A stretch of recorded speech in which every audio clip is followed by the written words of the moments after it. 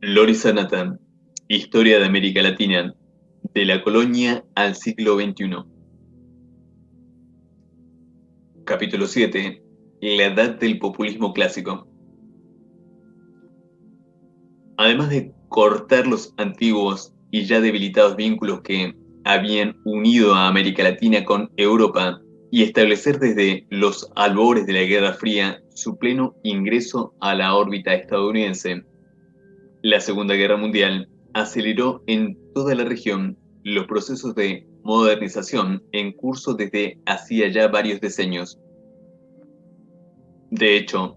creció la industrialización, alentada por la amplia adopción de un modelo económico orientado a protegerla y a sustituir importaciones, y también se incrementó, a ritmo sostenido, la movilidad de la población en cada país,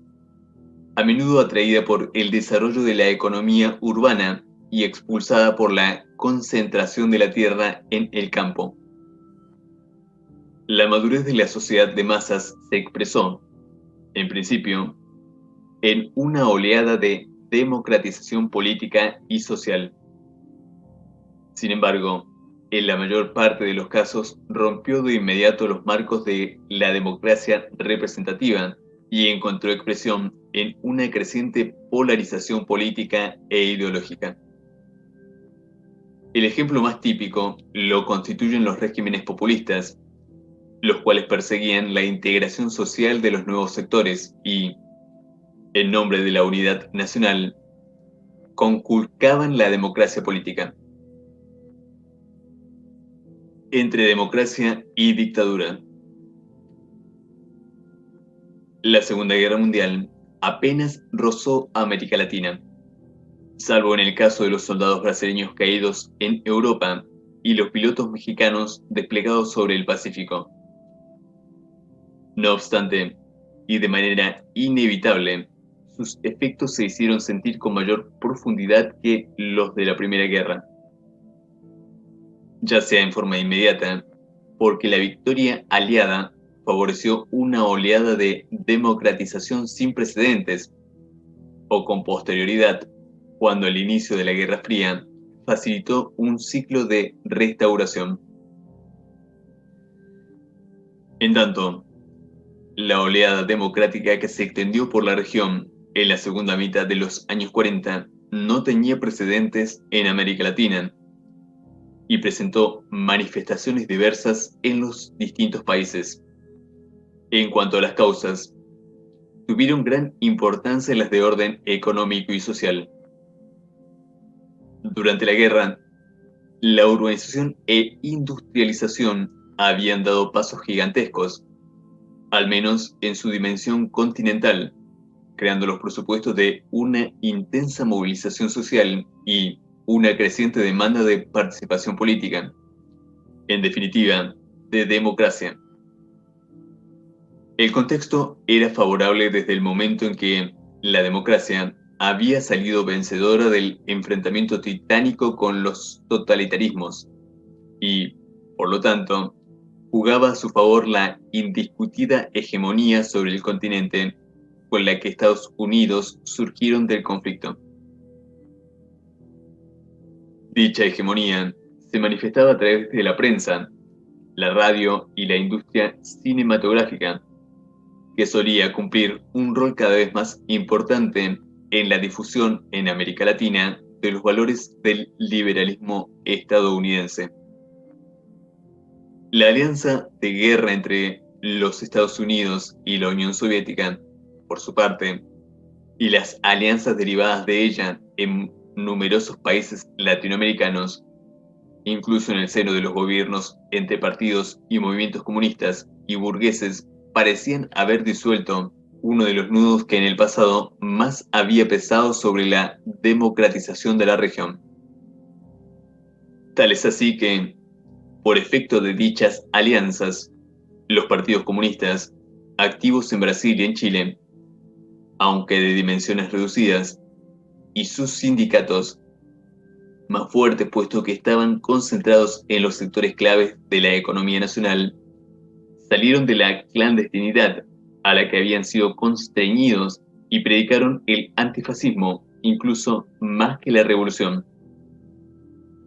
Se trataba de una consigna promovida con determinación, también por los Estados Unidos, que, de Bolivia a Brasil y de Paraguay a la Argentina, no escatimaban medios para poner contra la pared a los regímenes que juzgaban versiones americanas del fascismo europeo. Sin embargo,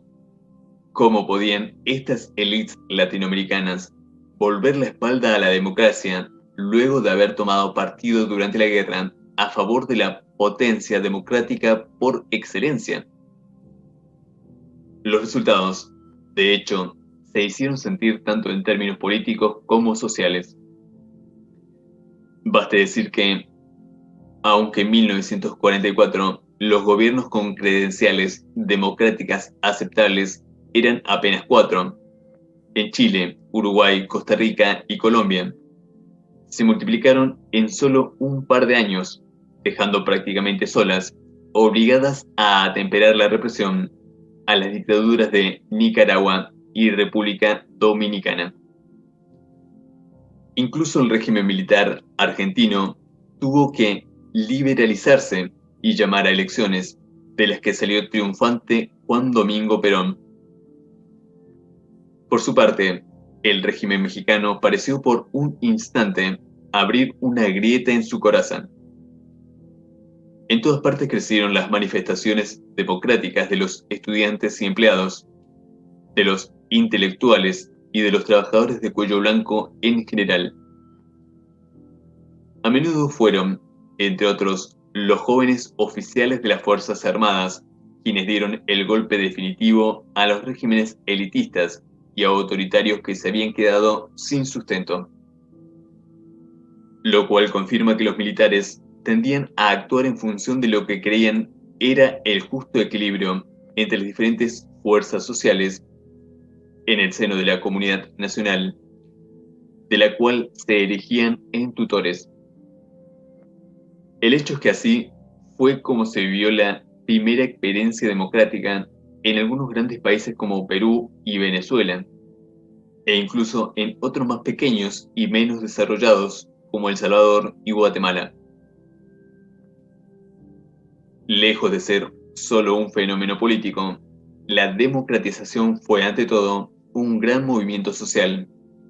que se expresó en la cada vez más frecuente agitación obrera por la obtención de mejoras salariales y en la introducción de modernas legislaciones sociales, así como en el crecimiento exponencial de los afiliados sindicales, capaces de actuar con mayor libertad en el nuevo contexto, alcanzando hacia 1946 casi los 4 millones de personas. Sin embargo, pronto el clima cambió y aquella estación colmada de esperanza en la democratización de la vida política y social de América Latina se destiñó hasta transmutarse en una década de restauración autoritaria que cubrió la mayor parte de los países del área en los años 50, desde Perú y Venezuela, donde en 1948 las propias Fuerzas Armadas, de las cuales habían salido los oficiales reformistas pocos años antes, pusieron brusco fin a aquella breve experiencia, a varias naciones de América Central, en las que, salvo en Costa Rica, la brisa democrática fue mermando hasta casi desaparecer. Desde la Argentina, donde Perón no tardó en manifestar sus rasgos dictatoriales, a México, donde el régimen nacido de la revolución selló las puertas de su monopolio político. También fue así en Chile y Brasil, que, en el afán de conservar sus regímenes democráticos, los blindaron adoptando duras medidas contra partidos y sindicatos comunistas. Por su parte, en Cuba, en 1952, Fulgencio Baptista puso fin a un convulsionado diseño democrático. En Guatemala, en cambio, fueron los Estados Unidos quienes decretaron el fin de una experiencia que se les había tornado inquietante.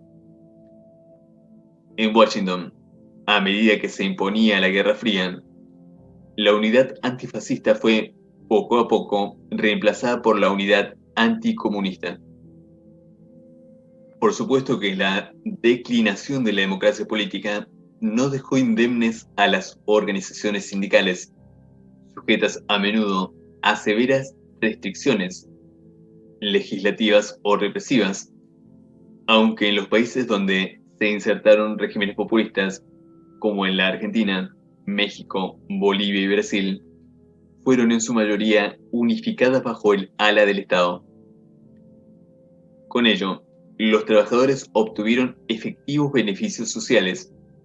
pese a que los sindicatos tendieron a transformarse en correas de transmisión de la política del gobierno antes que en representantes de los asalariados en los conflictos con las patronales.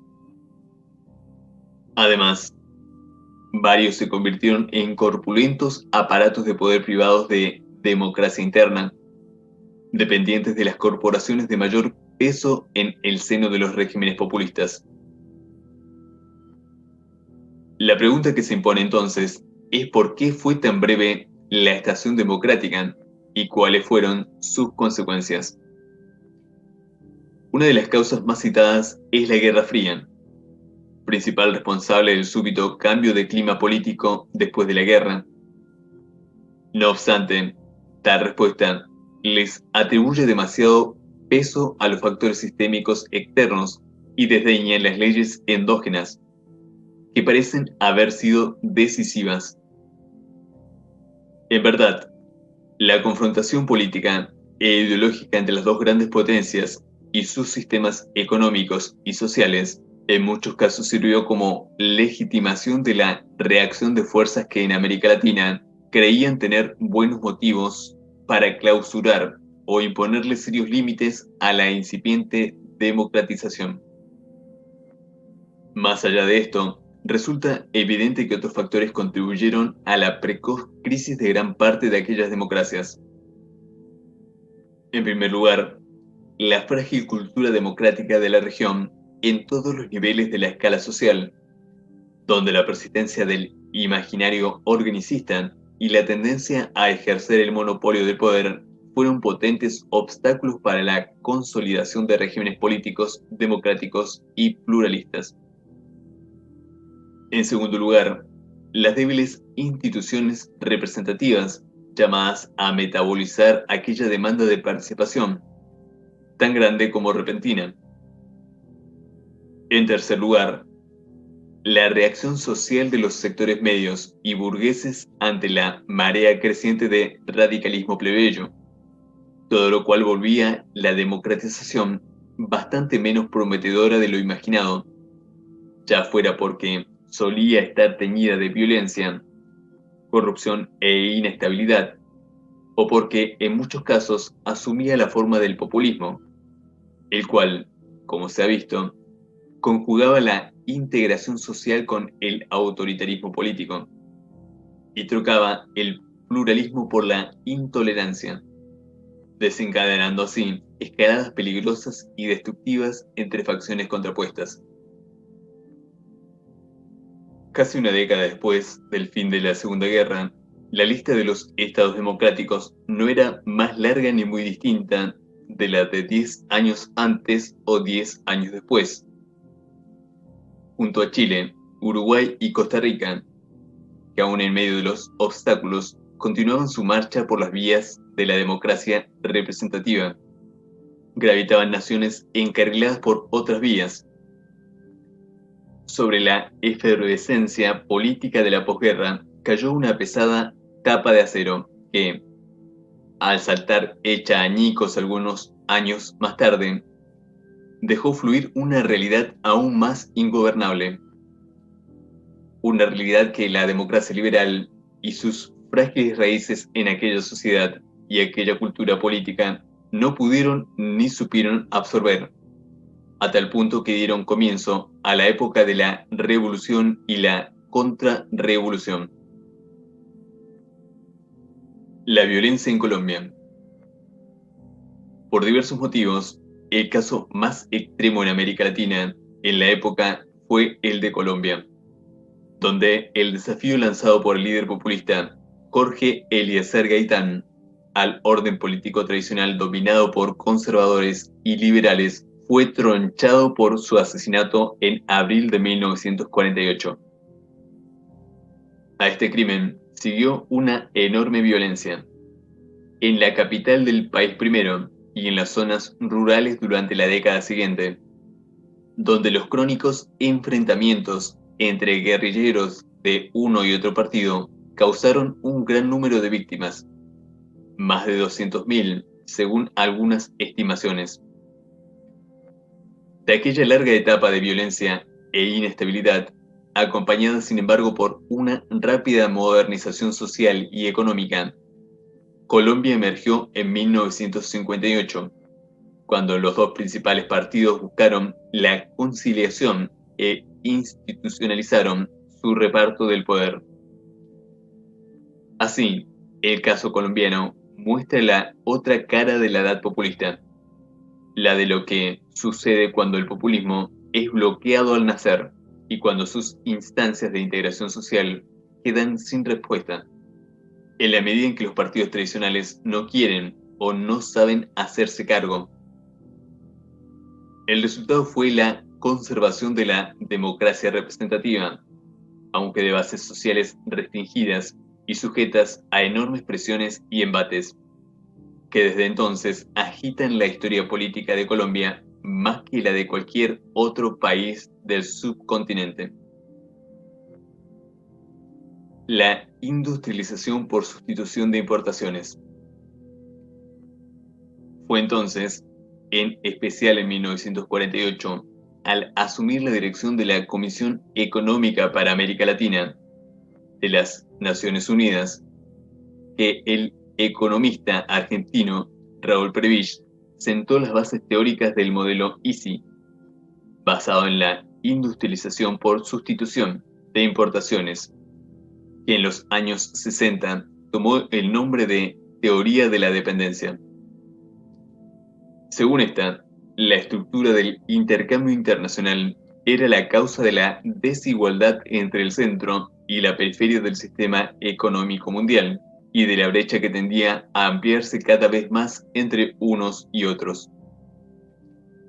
En su base se identificaba un constante y progresivo deterioro de los términos del intercambio en perjuicio de los países periféricos y por ende de América Latina, por lo cual, sostenía Prebisch, se requerían cada vez más bienes exportados para adquirir de los países más avanzados una misma cantidad de bienes elaborados, a medida que las innovaciones tecnológicas incrementaban el valor, en su mayoría retenido en las economías del norte bajo la forma de ganancias y altos salarios. Sobre la validez de esa teoría se desataron ásperas polémicas entre economistas y entre historiadores. Lo que resulta indiscutible es que propuso una vía de desarrollo orientada hacia el ámbito interno, centrada en medidas proteccionistas, en el crecimiento del mercado local y la integración económica regional. Dichas medidas, a veces con mayor moderación, como creía su ideólogo, pero en otras ocasiones en términos más radicales, imbuidas de nacionalismo económico, inspiraron las políticas económicas de los gobiernos de la época. Lo que con el tiempo se convirtió en el modelo ISI, que reemplazó a aquel basado en la exportación de materias primas, definitivamente en crisis, en realidad ya había tomado su lugar de un modo espontáneo antes de que se lo conceptualizara como tal. Había sido estimulado por los límites del viejo esquema, puestos de manifiestos durante la Primera Guerra Mundial. También influyeron la crisis de 1929 y la Segunda Guerra. Finalmente, en los años 40 y 50, se convirtió en hegemónico en gran parte de la región. Ello no implica que la industria se transformara en todas partes en el sector conductor de la economía, puesto que el modelo podía echar raíces en especial en los países que más habían crecido en el pasado y en los que hubiera capitales disponibles o con un mercado interno suficiente para alimentar la industrialización. Ejemplos de ello eran la Argentina, Brasil, Chile y México, en los cuales,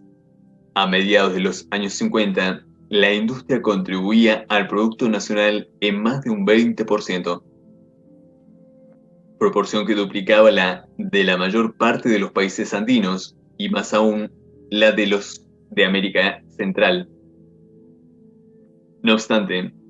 esto no implica que la transición de un modelo económico basado en las exportaciones de materias primas a uno centrado en la producción de bienes para el mercado interno resolviese la crónica vulnerabilidad de las economías latinoamericanas. La industria sustitutiva se concentró en sectores de escaso valor agregado e innovación tecnológica reducida, y fueron aún más escasos los pasos hacia adelante en los ámbitos claves de la industria pesada y de punta, donde, por ende, no disminuyó la dependencia respecto de las potencias económicas más avanzadas.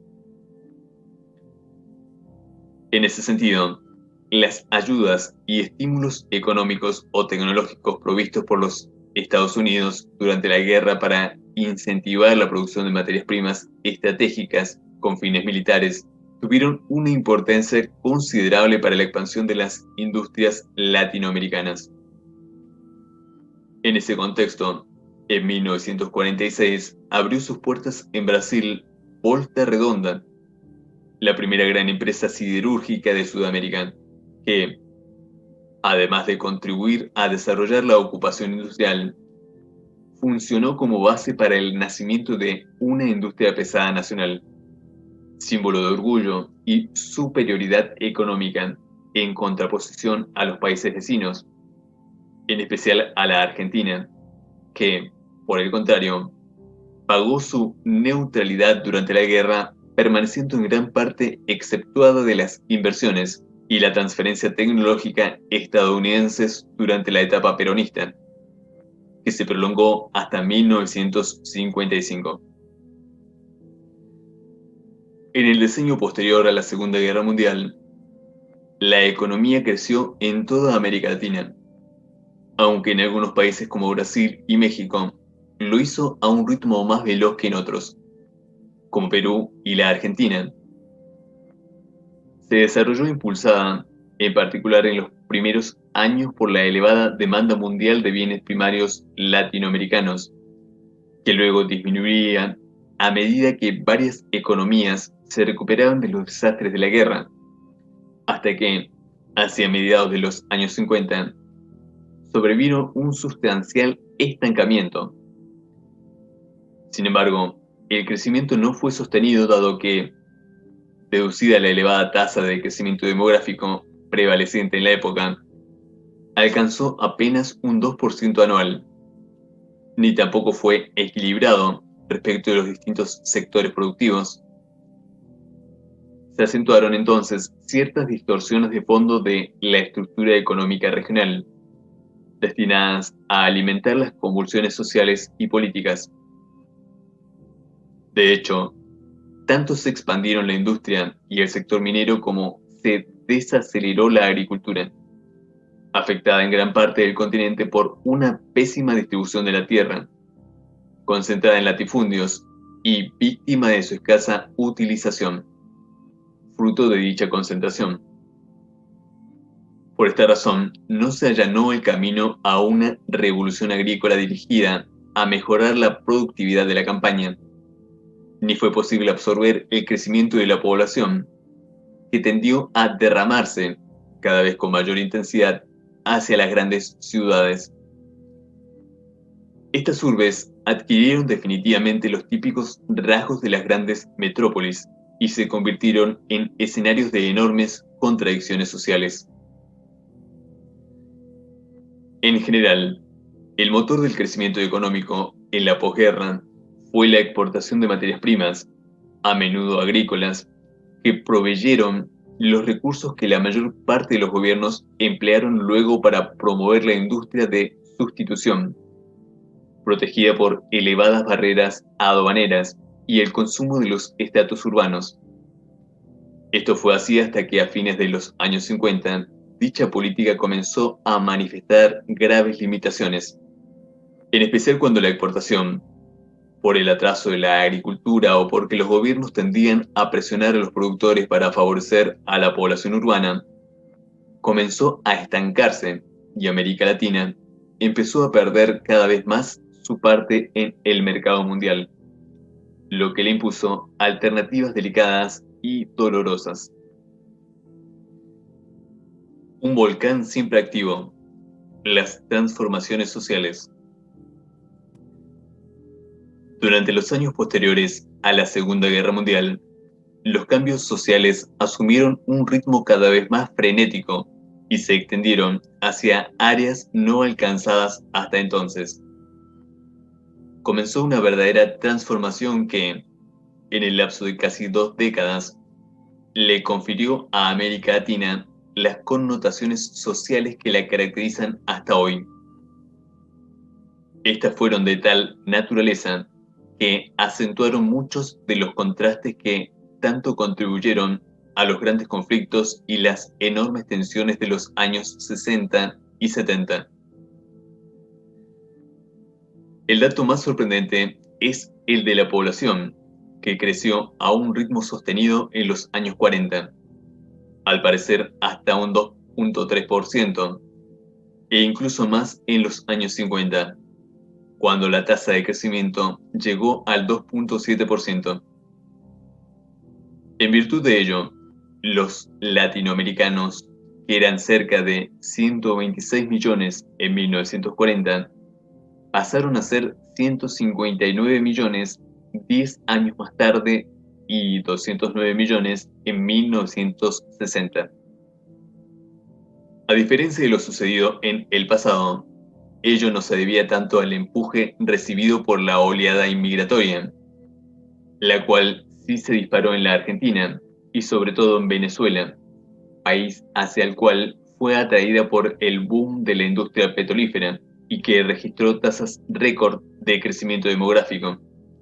aunque no fue este el factor determinante. Así, mientras que los países del Cono Sur, en los que mayor había sido la inmigración, crecieron menos que el promedio, el verdadero incremento tuvo lugar donde el aumento poblacional había sido lento: México, América Central, Brasil y el área andina. Esto ocurrió debido a la brecha, cada vez más acentuada, entre las tasas de mortalidad, que tendieron a caer acercándose a veces a la media europea, y las tasas de natalidad, que continuaron siendo muy elevadas, cercanas a las de los países en vías de desarrollo. Las consecuencias de aquel crecimiento no tardaron en manifestarse, ya en forma virtuosa, dado que en promedio la esperanza de vida de la población creció, ya en forma peligrosa, desde el momento en que la campaña fue incapaz de absorber la enorme masa juvenil que pronto se volcó al mercado de trabajo. Claro que tampoco lo logró la ciudad, donde la industria no creció tan rápidamente como habría sido necesario. La urbanización más rápida, extendida y masiva fue la nota dominante de esa época. Durante su transcurso, se asistió a una verdadera carrera hacia la ciudad, de efectos profundos y duraderos, que configuró un cuadro general confuso, que presagiaba tensiones sociales cada vez más intensas, no solo porque, por lo general, tendieron a crecer unas pocas ciudades por país, absorbiendo un porcentaje exorbitante de la población,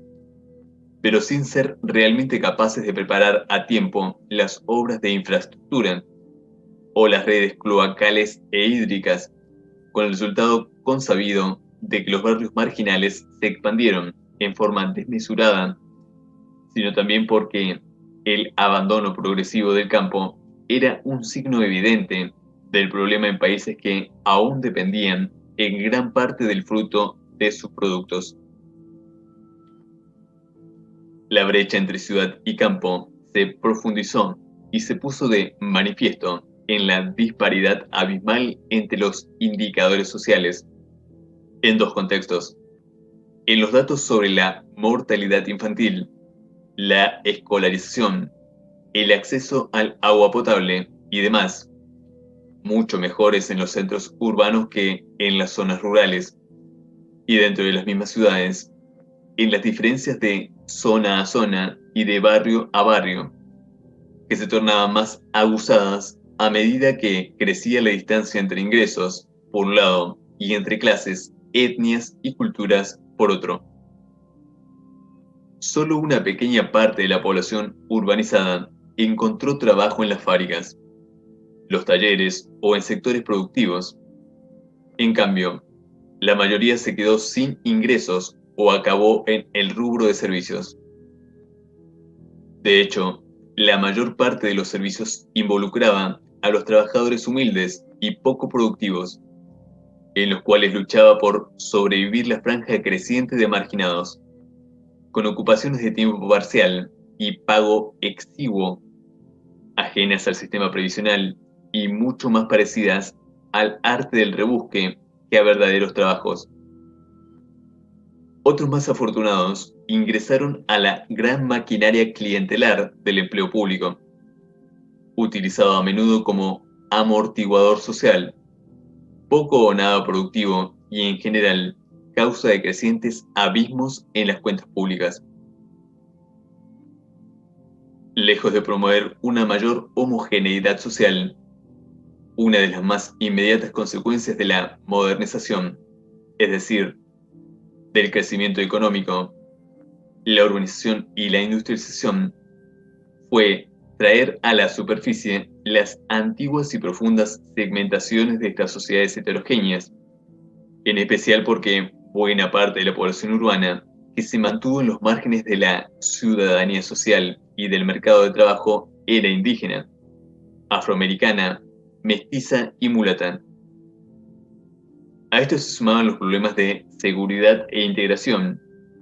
criminalidad y mortalidad, que pronto indujeron a reacciones conservadoras y a reclamos de orden por parte de los otros sectores sociales, en particular de las clases medias, quienes más temieron los efectos de aquel repentino crecimiento de una sociedad de masas, fuera del control de la autoridad o incluso activada por los gobiernos populistas.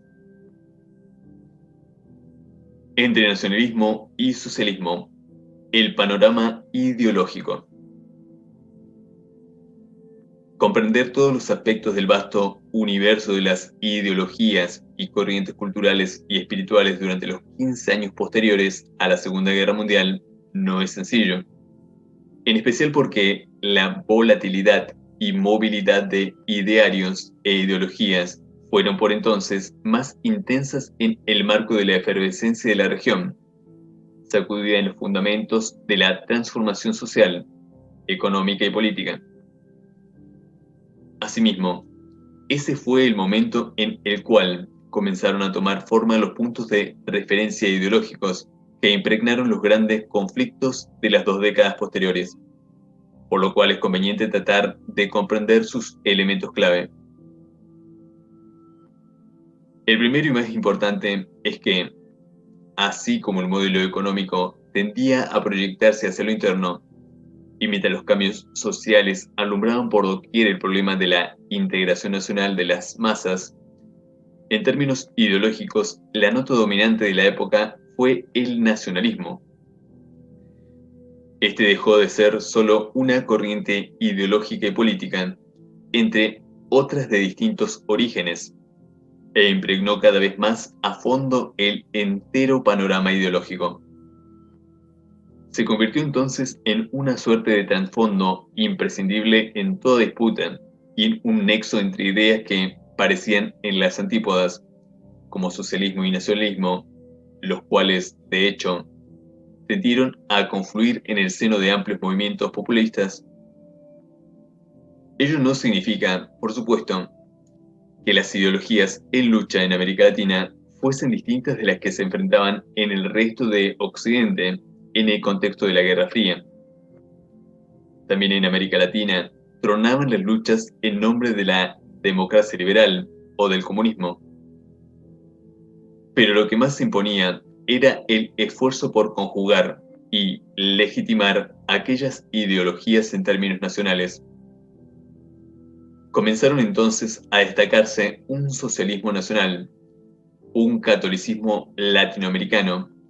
un modelo de desarrollo adaptado a la región y a su peculiaridad, y así sucesivamente. Este proceso culminó en las doctrinas nacionales que los movimientos populistas, entonces más en boga que nunca, pretendieron encarnar. El segundo elemento clave para orientarse en el panorama ideológico de la posguerra es la cuestión social. Si el principal frente de disputa había sido durante mucho tiempo el religioso, y si, primero durante los años 30 y después con la Segunda Guerra, se habían impuesto en América Latina, aunque por breve tiempo, las confrontaciones universales entre fascismo y democracia, en la posguerra el horizonte fue ocupado por la moderna cuestión social. Algo inevitable, por otra parte, en un continente en el que ésta se volvía cada vez más urgente, a la luz de las transiciones hacia la sociedad de masas. Así, durante 20 años, nacionalismo y cuestión social se impusieron sobre el trasfondo de la lucha política e ideológica de la época. No obstante, es preciso analizar en qué términos tuvo lugar esta preeminencia, dado que no todas las corrientes ideológicas afrontaron la situación del mismo modo, y puesto que algunas, que alimentaron los populismos, tendieron a imponerse. Al hacerlo, se conectaron al sustrato ideológico del organicismo, cuya extraordinaria vitalidad pusieron de relieve. En principio, en casi todas partes se consumó la declinación del liberalismo, al menos en su versión doctrinaria elaborada por las élites intelectuales decimonónicas. De este modo se vio confirmado su fracaso en gran parte de América Latina, como había ocurrido ya antes en Europa, en especial debido a su incapacidad para guiar la transición hacia la democracia política y la inclusión social. Por lo tanto, pese a que América Latina tendió a gravitar aún más que en el pasado en la órbita de la gran potencia liberal, los Estados Unidos, y a sostener su causa durante la Guerra Fría, no puede decirse que el liberalismo fuese protagonista, sino más bien objeto de los dardos de su enemigo, el populismo. En suma, la tradición liberal y democrática parecía residual. En este marco, tendieron a aparecer como sus abanderadas algunas voces de distinto origen, que se esforzaron por adecuarlas a los imperativos nacionales y sociales de la época. Tal fue el caso del catolicismo liberal inspirado por el filósofo francés Jacques Maritain, orientado en América Latina por el brasileño Alceu Amoroso Lima y los jóvenes que en 1957 fundaron la Democracia Cristiana en Chile, una corriente minoritaria que intentó conciliar la tradición corporativa católica con la democracia liberal. Pero si el liberalismo lloraba, el marxismo tampoco tenía motivos de festejo, no solo porque la oleada anticomunista que barrió el área tras la guerra había impedido su acción y organización, sino porque, en su versión internacionalista, modelada sobre la horma atea y materialista del canon soviético, se mostró poco atractivo para atraer a las masas, salvo en raras ocasiones en las que, sin embargo, su desempeño electoral, pese a haberse beneficiado por el prestigio de la Unión Soviética durante la posguerra, raramente alcanzó el 10%. No es casual que los movimientos populistas en ascenso les arrebataran las bases proletarias a los dirigentes e intelectuales marxistas, lo cual indujo al marxismo latinoamericano a nacionalizarse para entrar en sintonía con las masas que ambicionaba representar, evitando así el aislamiento y la marginalidad. En muchos casos, también lo incitó a ingresar en las filas de los movimientos o sindicatos de tendencia populista, donde en ocasiones se unieron a intelectuales o militantes de origen nacionalista, como sucedió en el peronismo argentino y en la Revolución Boliviana de 1952, entre otros. Pero si tal fenómeno alimentó por entonces el anticomunismo, que tendió a ver el espectro marxista infiltrado en todas partes, lo que en realidad ocurrió con el tiempo fue que, al nacionalizarse, también se convirtió en la vía de la conciliación con el imaginario popular, que en América Latina permanecía inficionado de organicismo católico, con el que pronto encontró muchos puntos de contacto. De ahí el peculiar connubio entre católicos y marxistas, del cual se hablará al considerar los años 60 y 70. No obstante, lo que dominó el panorama ideológico de la época fue el populismo, el cual no es, en sentido estricto, una ideología, desde el momento en que nadie suele definirse como populista, aunque presentaba un núcleo ideológico específico, al que ya hemos aludido. Nacionalismo y socialismo tendieron a encontrar en los populismos el punto de fusión. De hecho, se conectaron a un imaginario social antiguo que, por un lado, les permitía erigirse en herederos de la más pura tradición nacional y, por el otro, en defensores de la justicia social, en nombre de la armonía y el equilibrio entre los diversos miembros del organismo social. Aunque el resultado de los fenómenos que aspiraban a encarnar la identidad nacional y monopolizar el poder era la instauración de regímenes autoritarios, ello no quita que tanto ellos como la ideología que profesaban fuesen muy populares, a tal punto que, al contar con el apoyo de buena parte de la población, en especial de las clases medias bajas, y ser capaces de imponerse en elecciones libres, ocuparon todos los resquicios del poder. De hecho, los gobiernos y líderes más recordados se sucedieron en diversos países en el curso de aquellos años, aunque no todos crearon regímenes circunstanciados con el núcleo ideológico del populismo. Desde Carlos Ibáñez en Chile hasta Getúlio Vargas en Brasil, ambos llegados al poder por la vía electoral a inicios de los años 50, de Velasco Ibarra en Ecuador al general Rojas Pinilla en Colombia, desde Víctor Paz Estenssoro en Bolivia hasta la primera fase del gobierno del general Odría en Perú, sin olvidar el peculiar caso de México, después de todo, parte de aquella familia. Sobre el prototipo de esos regímenes, el más maduro y completo, que no por casualidad pretendió elaborar una ideología coherente, fue el peronismo argentino y su doctrina denominada justicialista. En definitiva, lo que llamamos populismo era en realidad la vía latina a la democracia y a la justicia social, una vía extraña y adversa tanto al comunismo ateo y estatista como al capitalismo y la democracia liberal del mundo protestante anglosajón. Se trataba de una tercera vía católica, puesto que católica era la más profunda fibra de la civilización latinoamericana. El régimen peronista fue largo, complejo y pasó por diversas fases. Sintetizando algunas de sus características,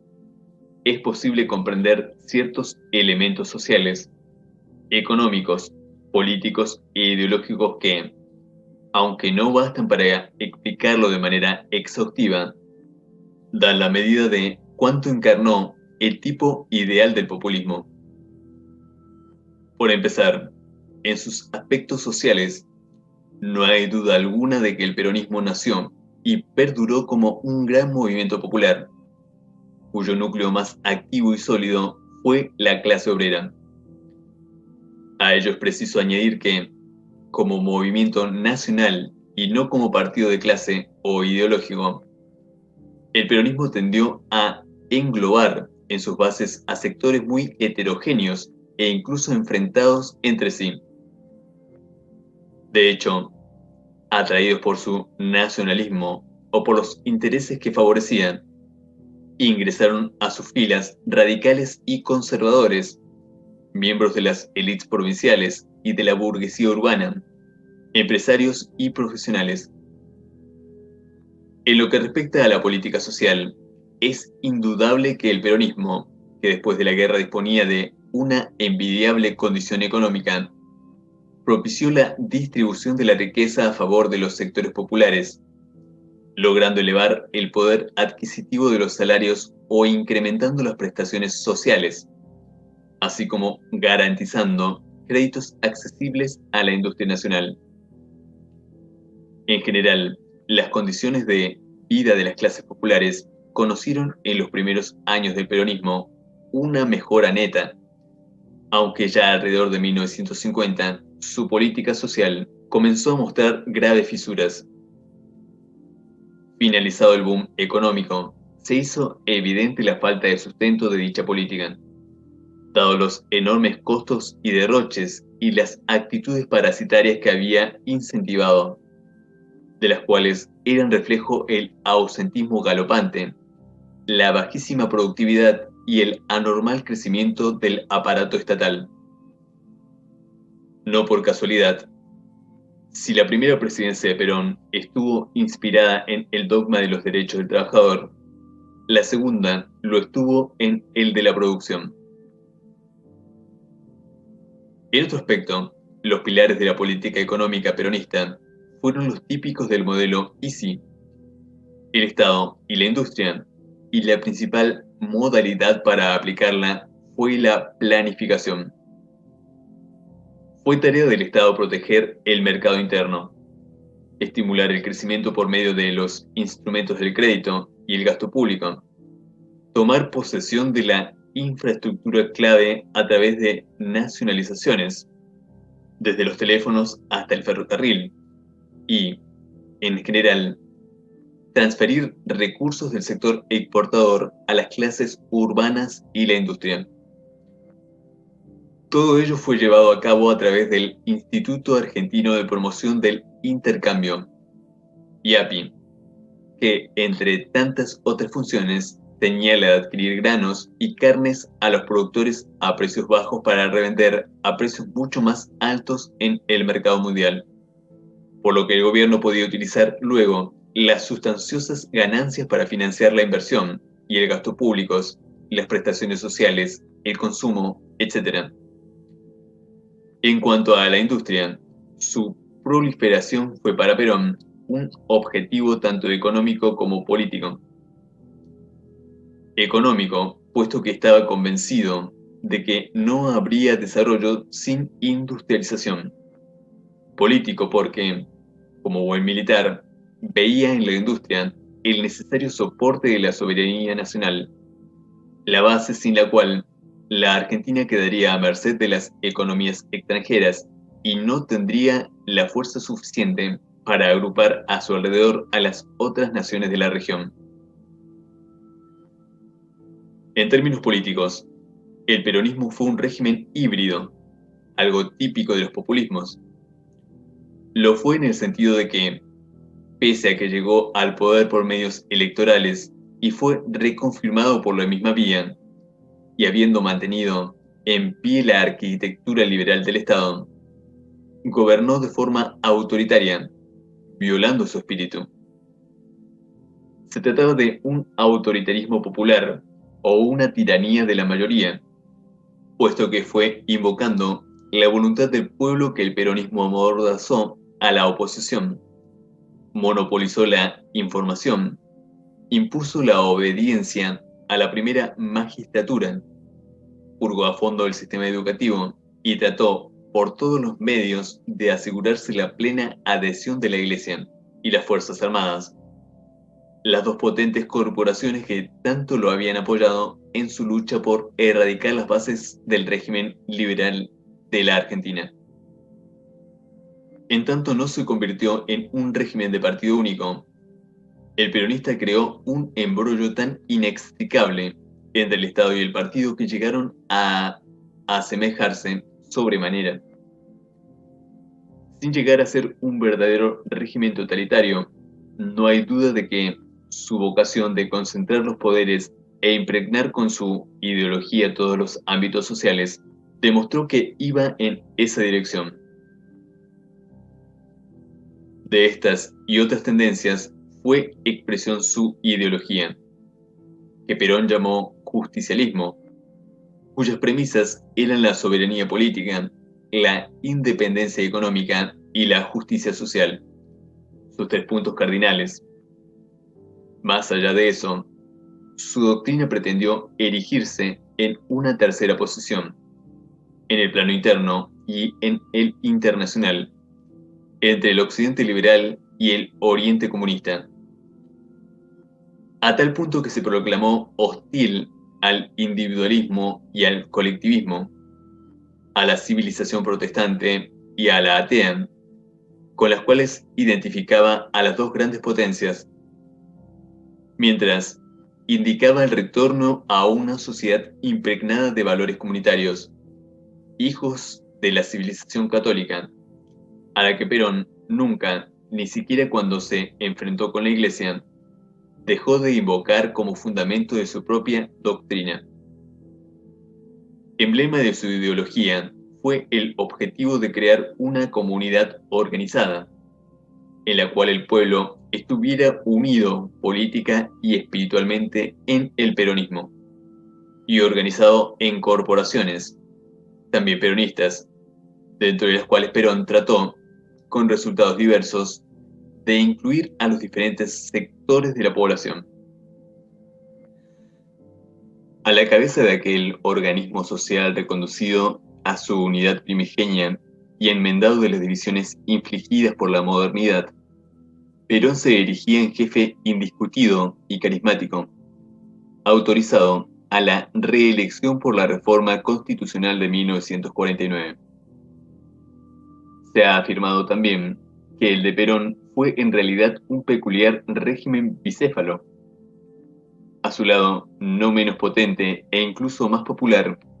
figuró hasta su muerte precoz en 1952 su mujer, Evita, la cual entró en el mito y la devoción popular en el rol de una virgen pagana, madre de los desheredados que sacrificó la vida derramándose en sus innumerables obras sociales. Sin embargo, Eva fue un personaje mucho más complejo y controversial de lo que el mito indica, ya que en realidad ejerció, en el más absoluto y arbitrario de los modos, un enorme poder político. Se trataba de un poder organizado en el Partido Peronista Femenino, a través del cual canalizó el voto de las mujeres, que había contribuido a hacer aprobar, y en la potente Fundación Eva Perón, que se extendería al vértice de los sindicatos, la CGT, y a los poderes públicos en general, en los que contaba con innumerables fieles. Asimismo, Eva resultaba controversial por su acción social, que acarreó enormes beneficios a amplios estratos populares, pero que no estuvo privada de sombras, puesto que su accionar pesó en gran parte sobre el erario público y descansaba sobre exacciones impuestas a empresas y trabajadores, de los que sustraían enormes recursos que administraba sin rendir cuentas a nadie. A ello se sumaba que, además de la inmensa popularidad conseguida por esos medios, propaló una intensa y ensordecedora propaganda ideológica a favor del peronismo y de odio hacia sus enemigos. En general, Eva Perón encarnó el alma más popular, aunque más maniquea del peronismo, en la medida en que era capaz de encender el entusiasmo de las multitudes, pero de una forma tan violenta que le restaba simpatías y consensos. en especial entre las corporaciones eclesiástica y militar que le habían tomado en quina. En este sentido, Eva imprimió al peronismo una suerte de hálito religioso que le confirió una fuerza extraordinaria, aunque en su milenarismo representó el alma más totalitaria, que, al reducir a cenizas toda forma de mediación política, aisló al peronismo en su popularidad. Esto se prolongó hasta que, muerta Eva y con una economía que requería ajustes, la pretensión peronista de hacer del justicialismo una suerte de religión política resultó en un violento conflicto con la Iglesia Católica, la cual se sintió traicionada por un movimiento en el que había vislumbrado cierta voluntad de llevar a cabo una política católica, pero que había acabado por querer absorber a la propia Iglesia en nombre de su catolicidad. En dicho conflicto, la causa de la Iglesia halló el apoyo decisivo de las Fuerzas Armadas, que derrocaron a Perón, aunque fueron incapaces de pacificar un país dividido entre peronistas y antiperonistas. La Guerra Fría, los primeros pasos. Aquello que los populismos combatían y el modelo Easy confrontaba, es decir, la hegemonía estadounidense en América Latina, se afirmó tras la guerra en el plano geopolítico, básicamente en el de la seguridad,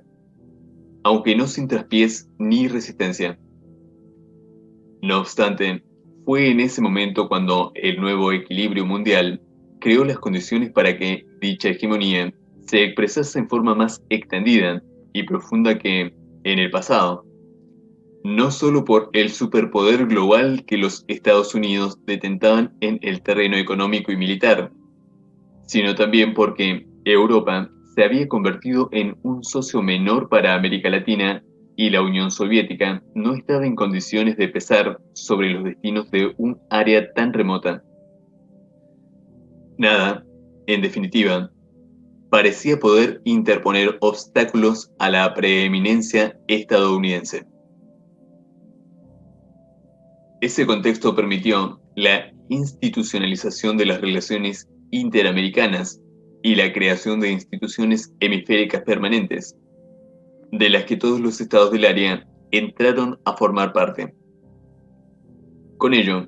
se consolidó el objetivo histórico de los Estados Unidos de hacer de las Américas una comunidad de defensa, un continente unido por el principio de que la seguridad de cada uno de sus miembros era vital para todos los otros y que, por ende, cualquier amenaza a alguno de ellos debía entenderse como un peligro para el hemisferio en su totalidad. Un gran paso adelante había sido la premisa ideológica del panamericanismo, a cuyo imperativo de enfrentar a un enemigo global se dio un gran impulso durante la Guerra Fría. La idea según la cual ya había perdido sentido, si es que alguna vez lo había tenido, distinguir una América anglosajona de una latina, puesto que se postulaba al continente entero como una civilización común, la occidental y cristiana. Se trataba, no obstante, de una idea indigesta a los nacionalismos latinoamericanos de toda clase, que jamás la hicieron propia. Panamericanismo y anticomunismo fueron los puntos cardinales de la política hemisférica de los Estados Unidos, en íntima conexión entre sí. Bajo la presidencia de Harry Truman, cuando el acento recayó sobre el primero de los términos, o bajo la de Dwight Eisenhower, en que prevaleció el segundo, aunque entre una y otra no había en realidad una gran discontinuidad. En lo que comprende al panamericanismo, sus etapas fueron tres. La primera en 1945, cuando las actas de Chapultepec establecieron los principios generales de la nueva comunidad hemisférica: igualdad jurídica entre todos los estados, no intervención en los asuntos extranjeros, seguridad común. La segunda, y más concreta, en 1947, cuando en Río de Janeiro las naciones americanas crearon el Tratado Interamericano de Asistencia Recíproca, un pacto militar basado en el principio de que un ataque a uno de los Estados miembros justificaría la reacción de los otros. Dicho pacto legitimó la tutela militar de los Estados Unidos contra toda eventual amenaza comunista, real o no, pero su influjo fue en parte limitado por la resistencia de algunos países, como la Argentina y México, que se reservaron el derecho a decidir en cada caso su participación en la respuesta colectiva. La tercera etapa, en 1948, fue la fundación de la Organización de los Estados Americanos, OEA, durante la conferencia de Bogotá, con la que el sistema interamericano asumió su ropaje institucional. En lo que respecta al anticomunismo, no hay duda de que, con la incidencia de la Guerra Fría, se volvió una prioridad estratégica estadounidense para la región. No es que ello no fuera compartido por la mayor parte de los gobiernos de América Latina, conservadores o populistas, ni que decir por sus fuerzas armadas. Sin embargo, aun cuando no lo consideraban una amenaza inminente, tendían a magnificarlo, buscando así obtener la atención de Washington. Lo que sí es cierto es que el gobierno se movilizó para crear un sólido frente anticomunista en las Américas, aunque no por ello la juzgaba un área de alto riesgo, en especial frente a Europa o Asia. Dicho lo cual,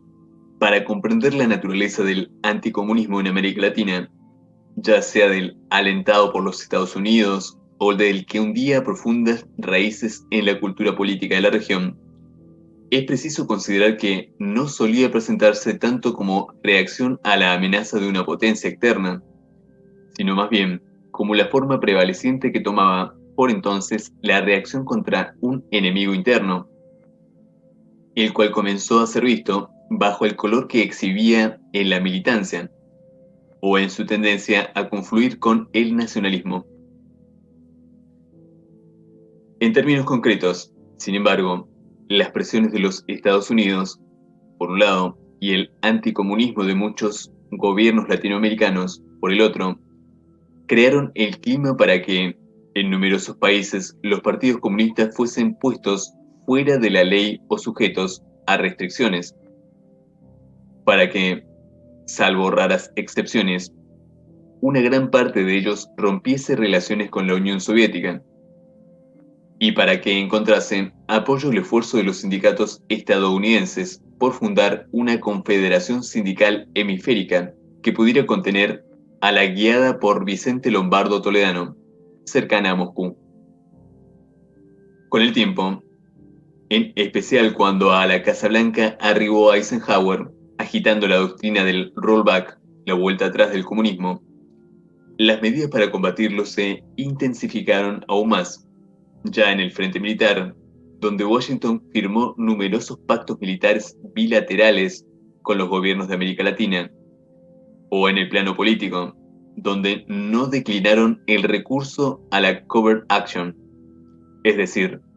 al empleo indirecto de la fuerza para deshacerse de los pocos gobiernos que juzgaban con aroma a comunismo,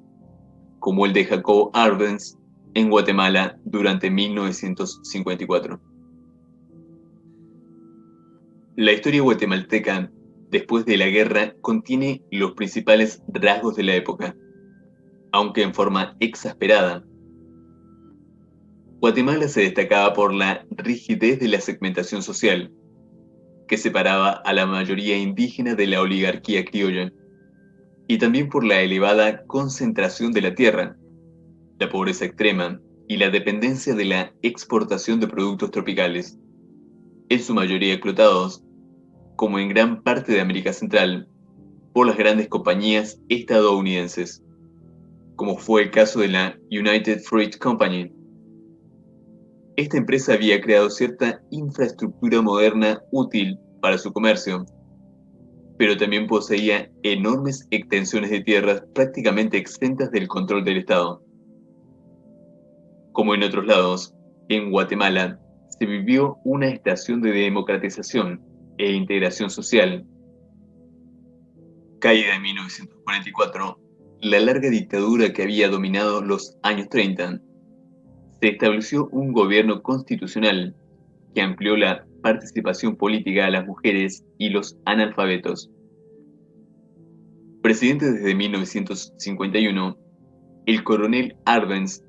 introdujo un cambio radical mediante una reforma agraria dirigida a recuperar parte de las tierras de la United Fruit para distribuir entre los campesinos, medida a la que se opuso la compañía con su enorme poder y que generó un conflicto sobre la indemnización con el gobierno de los Estados Unidos, colmado de personajes vinculados a la empresa. Al igual que en otros lados, la democracia guatemalteca se reveló frágil. Por un lado, estaba sujeta a la reacción social de las élites y, por otro, a la creciente tendencia del gobierno a monopolizar el poder, presionando a la prensa, los sindicatos y el parlamento.